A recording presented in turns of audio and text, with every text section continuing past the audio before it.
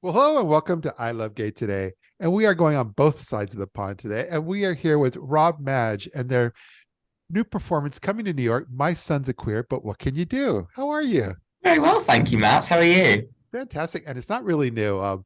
That's the part I was going to bring up is that I have been a fan for quite a while because I've seen all your work come through on your power on social media. And this all thing started in London, yes? Yes, you did. Well, it started during COVID, really. I'd be posting sketches and TikToks of these home video performances that I would do in my living room as a child. And it's sort of grown into a show now. Wow. And that's how it really started, right? This is kind of an autobiographical story of your growing up, and especially I think Disney played a bit of a role with that. Yes, very much so. When I was a kid, I would reenact every Disney movie under the sun, and I would make my dad play the Sea Witch, or basically my dad would be the princes and the men, and I would be Ariel and Belle and the princess of my dreams. And it would be documented on VHS tape, and I would share these in lockdown in the UK, and then it became a big Yeah. old show. Wow. But you've been in the world of theater for since you were a kid, right? Yes, I started work. I mean, never really felt like work as a child, but I started work in Mary Poppins in 2005.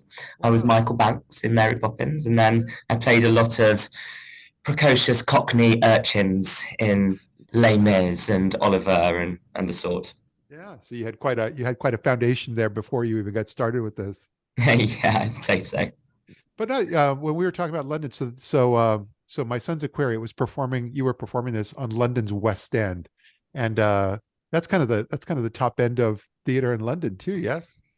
Yeah, in the UK, really, it was amazing to have had that opportunity. And I never foresaw that happening, or definitely didn't see it coming over to Broadway. Yeah, yeah.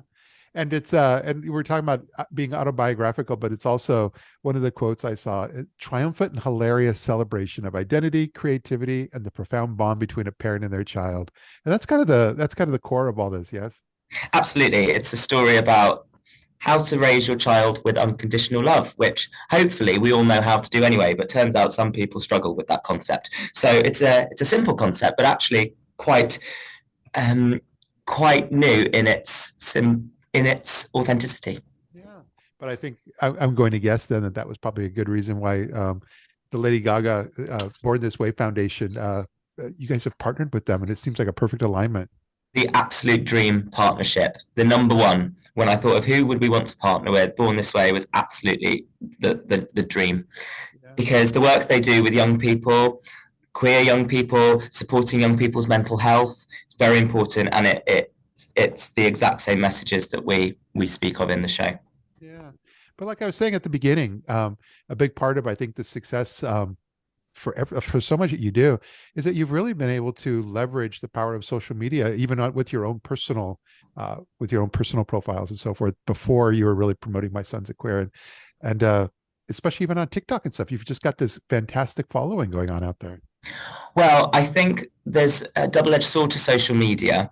Yeah. You can really try and appeal to certain algorithms, and you can try and shape your profile into what you think is going to be what you think is going to make you successful. And I actually found that truly being myself and my home videos of all things, the things that you just Yeah. take on a whim back in 2002, if you'd have told me then that that is what is going to end up getting you to Broadway, you can waste a lot of time trying to be something you're not on social media. And I think the key to success on there is truly just being yourself.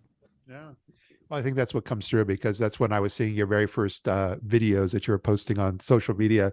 That you're standing there on Broadway with the playbills and so forth, showing this is actually happening and this is coming. And I was you don't see a lot of that, especially in the world of queer theater and so forth. You don't see a lot of that coming to Broadway.